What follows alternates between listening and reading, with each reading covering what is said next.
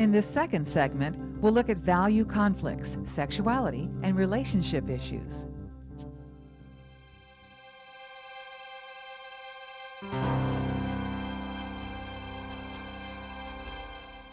Well, I have made a decision, and I'm going to get a divorce. I'm going to leave my husband. I've had it, and I don't want to go through this anymore, and I'm done. Well, I kind of hate to hear that, but tell me more. What has brought you to this point? Well, we just aren't happy. I'm not happy. I haven't been happy for a long time, and I just don't want to deal with his temper and his moods, and I want to do something for myself. I have to be happy too sometime. So. And there's one part here that I'm not hearing about. What about your kids? Well, they'll probably be happier if I'm happy.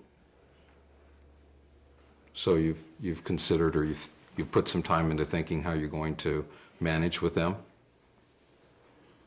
And their feelings about their dad? Do they feel the same way about him and the struggle in the family as you do? You know, I don't want to be thinking about everybody else all the time. Who is the advocate for the child? Well, I'm their mother, and I'll take good care of them, but I have to be happy. I have to do something with my life. But is divorce the best way to take care of them?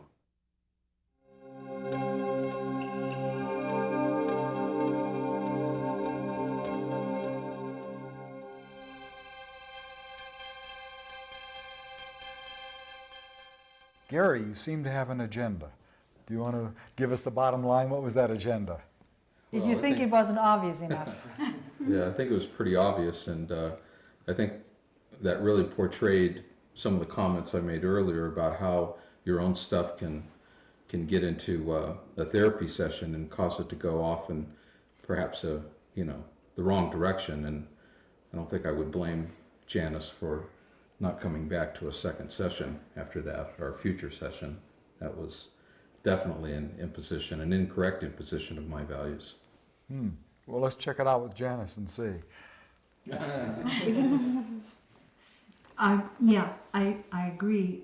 I think that it kind of hurt my feelings, and I think it thwarted me because I was portraying someone who'd struggled with this, and I said I had struggled and I needed to do something for myself, and the very thing that I've struggled with for a while was not what he wanted to hear or would let me say.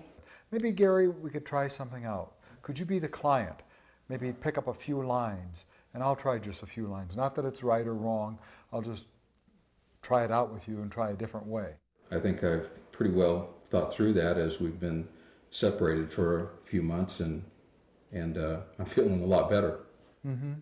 Yeah, and you know, I want you to know that I really want to support the decision that you want to make, and where I think something I hope I can get across too is I very much would want you to look at how you made the decision. I'd hate to have you come in here 6 months later or a year later, regardless of what decision you made, and say, you know, I wished I had thought about it more or talked more about it. So are there any possible areas that you may be struggling with that we could talk about in here? Well, I think basically the issue is a communication issue. I just can't seem to get any of my needs met, or very few of my needs met, by my wife.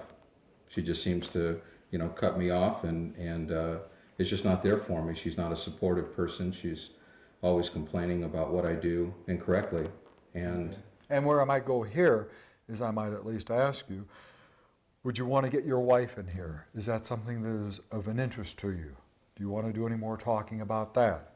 You see, and again, I think my key idea is following your lead, finding out, is this something you feel not comfortable with, because you may not feel comfortable with any decision, but at least have you explored the possible consequences of any and all of your choices? You know, one of the things I wanted to make a comment on, we talk a lot about authenticity in counseling, and the importance of being honest with our clients.